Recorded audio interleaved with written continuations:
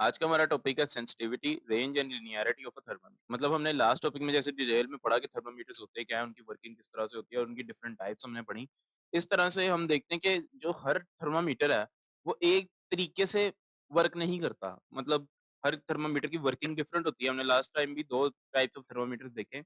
ले और हमने देखा कि उन दोनों की वर्किंग अलग-अलग है, लेकिन उनकी जो मेन आउटकम है वो एक जैसी है कि वो टेम्परेचर को मेजर करने के लिए इस्तेमाल हो रहे हैं। इसी तरह हर तरह थर्मामीटर्स की डिफरेंट टाइप्स होती हैं, लेकिन हर थर्मामीटर में 3 जो क्वालिटीज़ हैं, 3 क्वालिटीज़ वो कॉमन होती हैं, जो कि हमारे पास होती हैं सेंसिटिविटी, रेंज और लिनियरिटी। ये हर थर्मामीटर में कॉमन होती है। जिस थर्मामीटर में ये ना हो, तो हम उसको कहते हैं कि ये थर्मामीटर सही नहीं है या फिर ये एक स्टैंडर्ड थर्मामीटर नहीं है।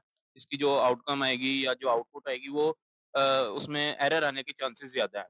तो सबसे पहले हम देखते हैं कि सेंसिटिविटी क्या होती है। तो sensitivity of a thermometer refers to its ability to detect small changes in the temperature of an object.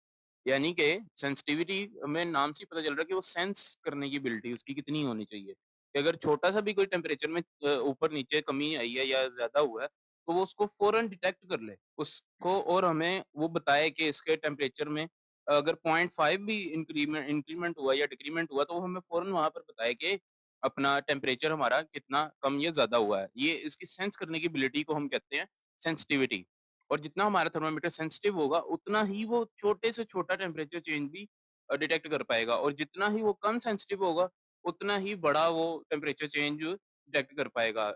इसको हम देखते हैं कि जैसे हमारे पास अगर कोई थर्मामीटर है, उसमें जो उसके डिविजन्स हैं हमारे पास, वो डिविजन्स में जो डिफरेंस है, वो सिर्फ़ 1 डिग्री सेल्सियस का है। तो हम कह सक ये जो थर्मामीटर है, कम से कम 1 डिग्री का चेंज 1 डिग्री सेल्सियस का चेंज सिर्फ़ क्या कहते हैं, डिटेक्ट कर सकता है।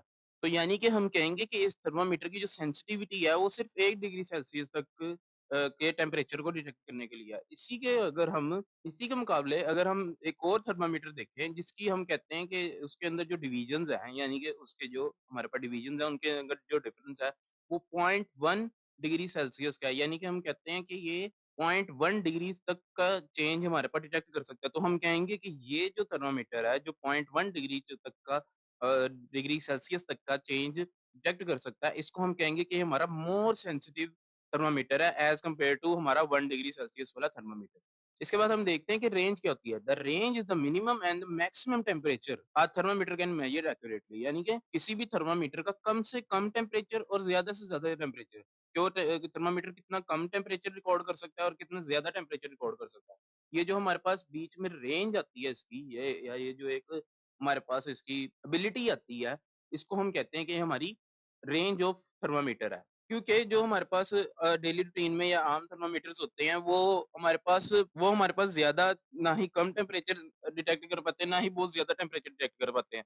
जैसे कि अगर हम एग्ज़ाम्पल देखें, जो हमारे पास क्लिनिकल थर्मामीटर होता है हमारा, जो हम डेली लाइफ़ में यूज़ करते हैं, जो डॉक्टर्स यूज़ करते हैं बेसिकली, उसकी जो हमारे पास रेंज होती है, वो होती है 35 degree Celsius to 45 degree Celsius. यानी कि ये कम से कम टेम्परेचर जो है, वो 35 डिग्री सेल्सियस का रिकॉर्ड कर सकता है। और ज़्यादा से ज़्यादा टेम्परेचर ये 45 डिग्री सेल्सियस का कर सकता है। तो हम इसकी देख सकते हैं कि इसकी रेंज बहुत कम है।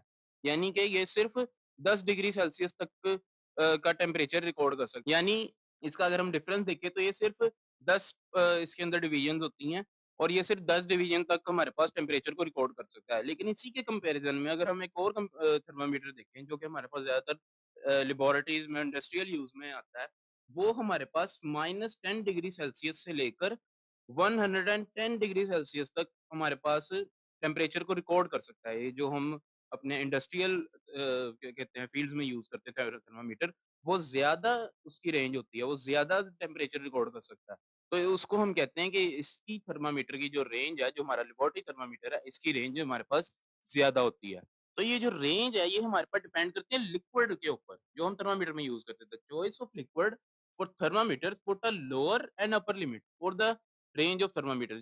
जैसे कि हमने लास्ट टाइम भी देखा कि जो भी हमारे पास लिक्विड होता है, जो हम थर्मामीटर में यूज़ करते हैं, उसका कोई ना कोई बॉइलिंग और फ्रीजिंग पॉइंट होता है। तो जो उसका फ्रीजिंग पॉइंट होता है, उसको हम कहते हैं कि लोअर लिमिट और जो उसका बॉइलिंग पॉइंट है, उसको हम कहते हैं कि अपर लिमिट है। तो ये जो उसकी बॉइलिंग और फ्रीजिंग पॉइंट की लिमिट्स हैं, ये हमें बताती हैं कि इस थर्मामीटर की रेंज क्या है। फॉर एग्ज़ाम्पल अगर हम देखें कि जो मरकरी है, उसका जो हमारे पास फ्रीजिंग पॉइंट है वो है -39 डिग्री सेल्सियस और जो उसका बॉइलिंग पॉइंट है वो हमारे पास है 357 डिग्री सेल्सियस, यानी कि ये 357 डिग्री सेल्सियस तक का टेम्परेचर रिकॉर्ड कर सकता है, यानी इतना हाई टेम्परेचर भी हमारे पास रिकॉर्ड कर सकता है। तो जहाँ पर हमने बहुत ज़्यादा टेम्परेचर रिकॉर्ड करना हो, वहाँ पर हम अपने पास जो मटीरियल है या जो लिक्विड है वो हम यूज़ करते हैं मरकरी। इसी के मुकाबले में हम देखते हैं अल्कोहल को, जिसका फ्रीजिंग पॉइंट है -112 डिग्री सेल्सियस और उसका बॉइलिंग पॉइंट जो है वो है हमारे पास 78 डिग्री सेल्सियस। तो यहाँ पर हम देखते हैं कि इसका जो फ्रीजिंग पॉइंट है वो बहुत कम है, बहुत कम है। ये -112 डिग्री सेल्सियस पे जाकर फ्रीज़ होता है। तो यानी कि हम इस अल्कोहल की मदद से हम बहुत लो टेम्परेचर रिकॉर्ड कर सकते -112 डिग्री सेल्सियस तक। इसके बाद लास्ट क्वालिटी हम थर्मामीटर की देख लेते हैं जो कि हमारे पास लिनियरिटी। इसका क्या मतलब होता है? Linearity means the thermometer scale should increase evenly. यहाँ इवनली का क्या मतलब है? यानी कि जो हम अपने थर्मामीटर के ऊपर डिस्टेंस मार्क करते हैं, जो हम इक्वल डिस्टेंस उसके ऊपर मार्क करते हैं एक स्केल की सूरत में, वो बराबर होने चाहिए। हर पार्ट का जो डिस्टेंस है वो बराबर होना चाहिए। अगर 10 डिग्री सेल्सियस लेके 20 तक हमारे पास डिफरेंसेस जो उनसे हैं वो इक्वल है, तो आगे भी इक्वल होने चाहिए। ताकि हम इक्वल टेम्परेचर, इक्वल डिस्टेंसेस के मुकाबले में रिकॉर्ड कर सकें। और a linear thermometer gives a straight proportional reading. जो लीनियर थर्मामीटर होगा, यानी कि जिसकी जो डिविजन्स हैं वो हमारे पास बराबर होंगी सारी, वो हमें हमेशा जो है प्रोपोर्शनल रीडिंग देगा, यानी कि एक्यूरेट रीडिंग देगा। और अगर हमारे पास अनइवन हुआ हमारा जो थर्मामीटर है, तो वो हमारे पास नॉन लीनियर और लेस एक्यूरेट रीडिंग हमें प्रोवाइड करेगा।